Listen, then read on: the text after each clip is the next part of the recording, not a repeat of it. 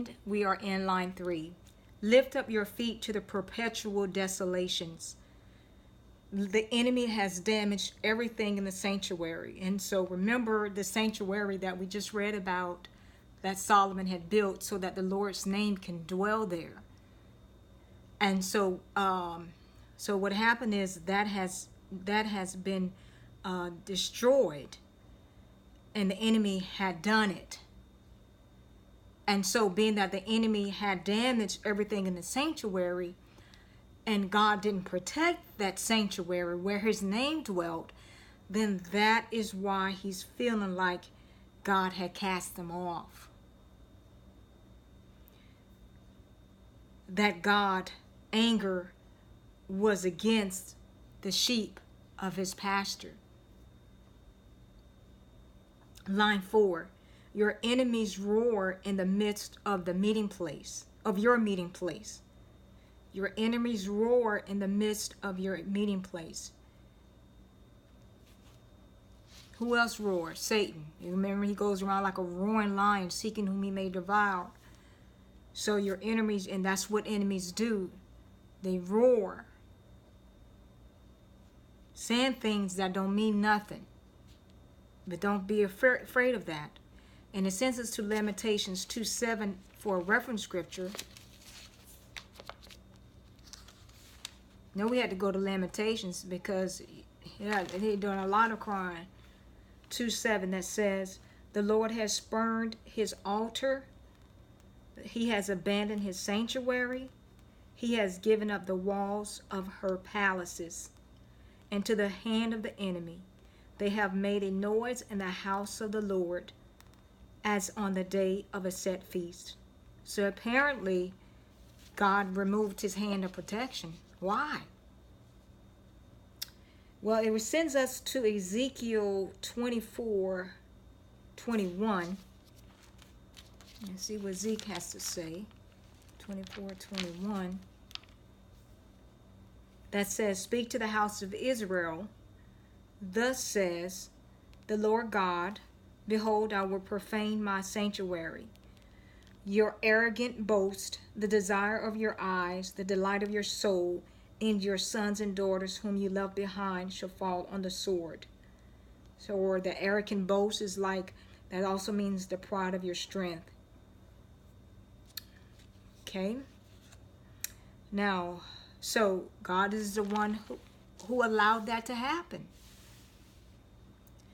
And apparently it had to do with some disobedience.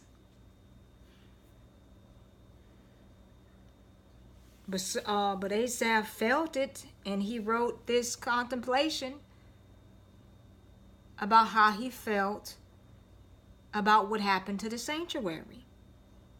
He's a skilled musician. Where's he going to David to sing if the sanctuary has been destroyed?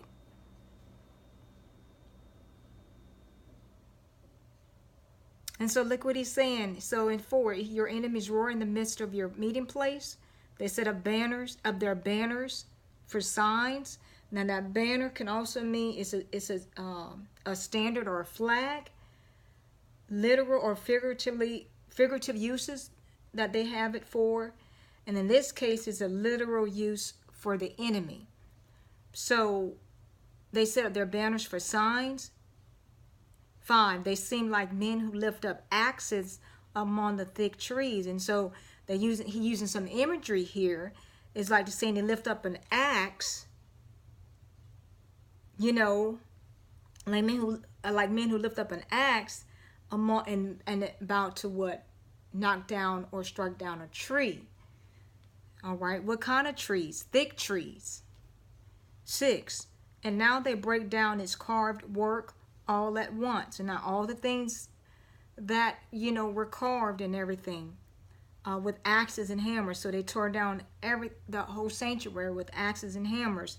And they tore it down just like they were cutting down a tree. 7, they have set fire to your sanctuary.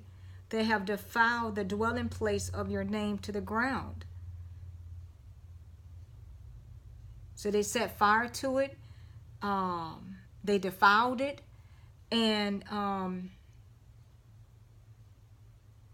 they set fire and they defiled the sanctuary, all the way down to the ground till there was nothing. 8, they said in their hearts, let us destroy them altogether. Or so let us oppress them altogether. They have burned up all the meeting places of God in the land. And so this sends us to Psalm 83:4. That says, they have said, come and let us cut them off from being a nation, that the name of Israel may be remembered no more. Okay, now we're going to go ahead and pause here, and then we'll probably elaborate a little bit on 8, and then we will start line 9.